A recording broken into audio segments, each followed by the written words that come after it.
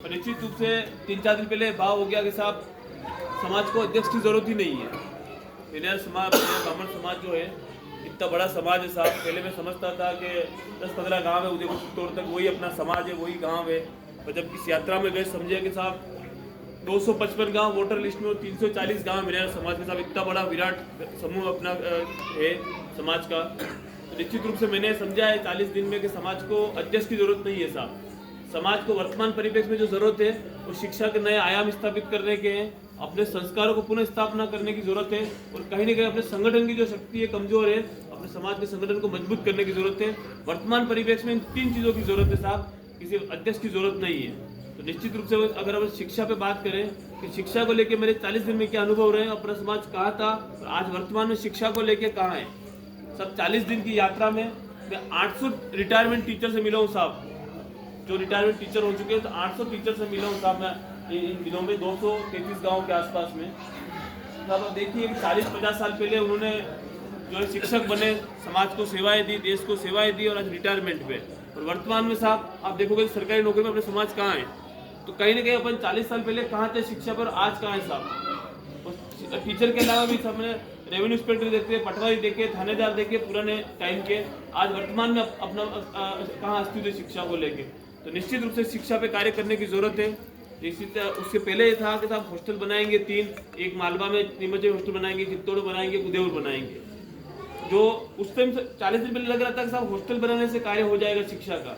तो 40 दिन समाज में जब घूमे साहब तो लगा कि साहब खाली हॉस्टल की बिल्डिंग बनाने से शिक्षा नहीं होगी साहब, क्योंकि शिक्षा का काम जो है ना वो अध्यक्ष उपाध्यक्ष या किसी 15-14 व्यक्तियों का नहीं है। शिक्षा का कार्य जो शिक्षक का कार्य है साहब। जब तक समाज के शिक्षक आगे नहीं आएंगे और जिम्मेदारी नहीं लेंगे, ये समाज को दिशा नहीं देंगे, समाज की प्रतिभा को नहीं खोजेंगे, जब तक शिक्षा में अपन कुछ नहीं कर पाएंगे। तो निश्चित रूप से अपन जो है छात्रावास बनाएंगे उदयपुर, नीमच, चित्तौड़।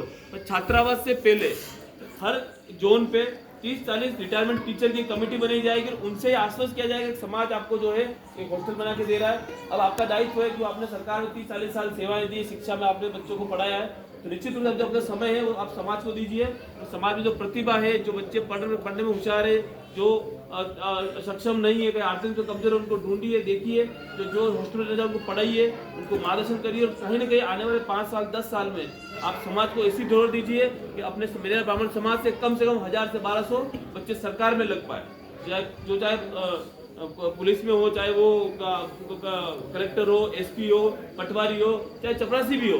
निश्चित रूप से अपने को अगले 10 साल में 1000-1500 बच्चे अपने को सरकार में नौकरी में भेज रहे हैं, तभी जाके कहीं ना कहीं अपने समाज के अस्तित्व को बचा पाएंगे। बाकी हॉस्टल खाली बनाने से भी कुछ नहीं होगा, क्योंकि बिल्डिंग बन गई और वो बच्चे व्यवस्थित पढ़ेंगे नहीं, उनको कोई समझाने वाला नहीं होगा, उनको बताने वाला नहीं होगा साहब, फिर अपन उस हॉस्टल का करेंगे क्या साहब। तो निश्चित रूप से अपने को जो है 3 कमेटी बनानी है, 200-300 टीचर को लेना है और उनको दायित्व देना है कि साहब समाज आपको सब कुछ करेगा, आप हमें ये धरोहर दीजिए। उसके साथ बात करो साहब खेल की।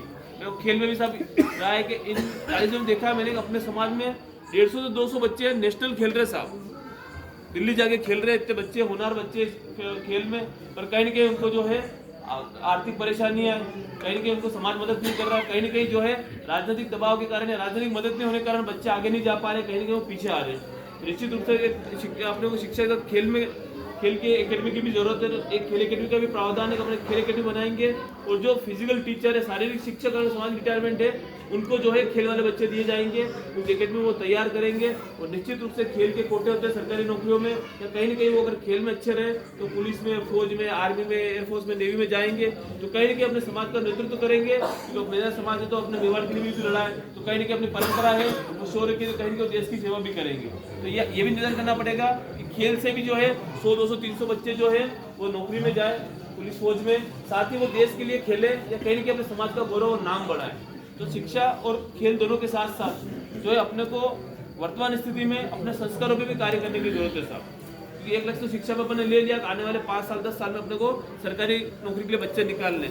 पर कहीं ना कहीं जो साहब मैंने मेरे समाज के संस्कार देखे साहब, क्योंकि मैंने 40 दिन में समाज को बहुत करीब से देखा है। सुबह 6 बजे लगा रात की 12 बजे तक मैं समाज के साथ ही रहूँ, गाँव घूमूँ, सबसे स्नेह मिला, परंपराएं देखी, अपनी संस्कृति देखी और कहीं ना कहीं जो है अपने संस्कार और आध्यात्म भी देखा है साहब। सबसे पहले साहब मेरा जो पहला अनुभव था कि अपने जैन समाज का मंदिर साहब ऋषभदेव केसरी जी सब जानते होंगे, 400 साल पुराना मंदिर है, उदयपुर दरबार ने बनाया, जैन समाज का मुख्य मंदिर है। तो भगवान ऋषभ देव वहाँ के भगवान ऋषभ देव को विष्णु का अवतार कहा गया है। और उस मुख्य मंदिर के पुजारी मिलेना ब्राह्मण समाज के साथ एक ऐसा मंदिर जो पूरी दुनिया में प्रसिद्ध है जैन समाज में, उसके मुख्य पुजारी 400 साल से मिलेना समाज के साथ अपने लिए बहुत गौरव की बात है। दूसरा उदाहरण साहब संस्कार में, उज्जैन के पास नलखेड़ा माँ बगलामुखी शक्तिपीठ, आपने नाम सुना होगा साहब। पांडवों ने अज्ञातवास में उस मंदिर की स्थापना करी माँ बगलामुखी की। उस मंदिर के पुजारी जो है 200-250 साल से मीनार से गए हुए, मीनारा ब्राह्मण समाज के एक शक्तिपीठ में मीनारा ब्राह्मण समाज का पुजारी पूजा कर रहा है। ये भी अपने संस्कारों में बहुत गौरव की बात है साहब। तीसरा उदाहरण साहब मैं आपको बताता हूँ, उज्जैन के पास एक गांव है साहब कायथा करके, राजा विक्रमादित्य के 9 रत्नों में से रत्न थे वारामी, उनका जो राजधानी थी, उनके 5 गांव की जजमानी मेरा ब्राह्मण समाज के ब्राह्मणों के पास साहब बड़े बड़े गांव है, पूरी जजमानी उनके पास है।